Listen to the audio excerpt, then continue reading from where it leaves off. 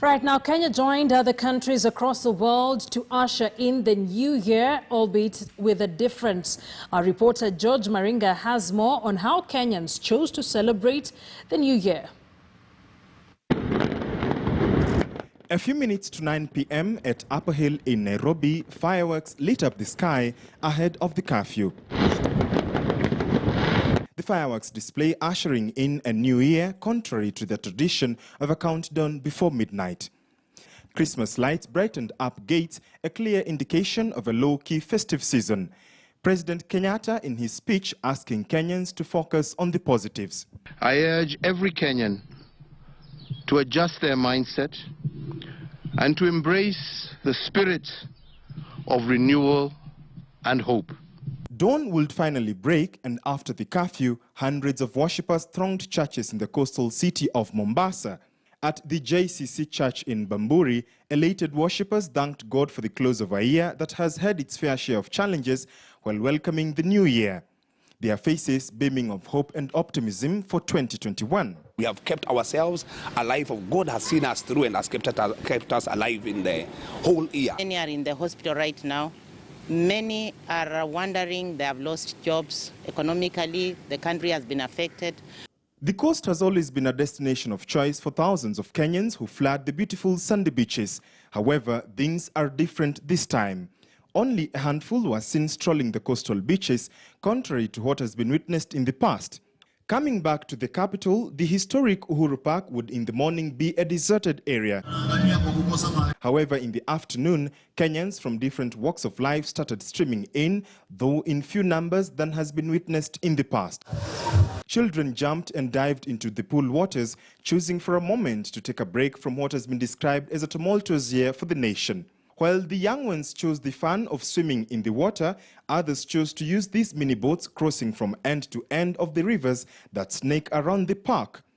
To some, riding on horsebacks was their preference, while others chose the camels. The electric trains would also be in the offing, equally were the merry-go-rounds. Hatungeweza kusafiri kulingana na hali ya uchukuzi, vile nauli zilikuwa juu, ndio sababu hatukwenda mashambani, tukaamua kukaa hapa Nairobi, ndio leo nimewaleta hapa Uhuru Park. Angalau enjoy kisha turudi kule nyumbani. Mwaka huu kile ambacho naweza sema mimi kama Livingstone binafsi nitasherehekea tu kwa sababu ya uzima. Watu wengi wamekosa uzima kama huu kwa sababu ya corona. Mambo ya corona imeaffect kabisa nchi yetu. Celebrations were also minimal in other parts of the country. The pandemic has once again presented a new way of marking festivities, and as Kenyans usher in a new year and consequently a new decade, they hope for brighter days ahead. George Maringa, KTN News at Uhuru Park, Nairobi. Now, the end of a year as dark as 2020 merited celebrations. However, bearing in mind the restrictions still in place, it was said to be a rather unusual New Year celebrations. Our reporter Ibrahim Karanja brings us a compilation of how the New Year celebrations were ushered in Nakuru.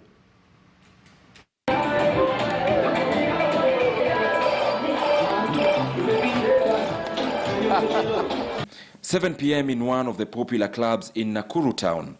And not even the fast approaching 10 p.m. curfew could deter revelers from making merry. Ili tuweze kusahau mwaka wa 2020 ambao umekuwa mwaka tutaitaka kukumbuka sana. For them, it is all about ending the year 2020 in style as they usher in the new year.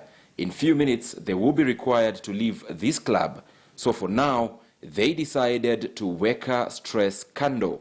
We just want to have fun. I mean, 2020, man, it was a hard year. But to expect this coming year, something happens, maybe a miracle. Kila customer akiingia lazima anaosha mikono na spacing pia tunaweka, and then wakati wa kufunga kwa tunahakikisha by saa 2:30 tunaanza kufunga. In the streets, fireworks rent the airspace at an unusually early time.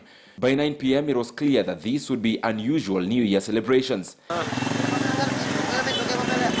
The police, on the other hand, were in plenty, patrolling the towns to maintain law and order and also ready to pounce on any law breaker.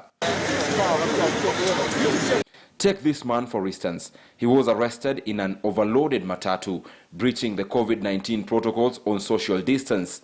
Mimi sina makosa yote. Mimi nimetoka kazi, nimetoka kazi, naenda nyumbani na niende nimekubaliana sheria, naenda nyumbani nimechoka. Sina makosa yote mimi. Despite much pleading, he wasn't lucky. Naomba muniachilie. Nienda kwa nyumbani kwa uzuri. For him, it was a new year in custody. There was a huge human traffic in Nakuru town.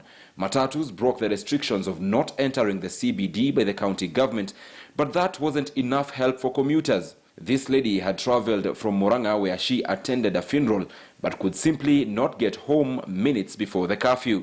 Sasa nimechelewa kufika hapa na ninaenda paka sita. Na nikifika sita kuna pahali pengine nitachukua bibi. Sasa ninauliza nitafanyaje? Ni unfair kwa polisi kuanza kutuharas na saizi hatuna misi ya kwenda nyumbani. Sasa hivi saa 3 wameanza kutumbua hapa. Wamekuja mpaka na maroli hapa.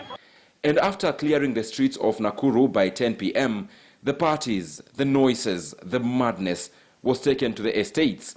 By midnight, it was all shouts and screams, some from sober voices and others from individuals high as kites. But the message, it was a happy new year.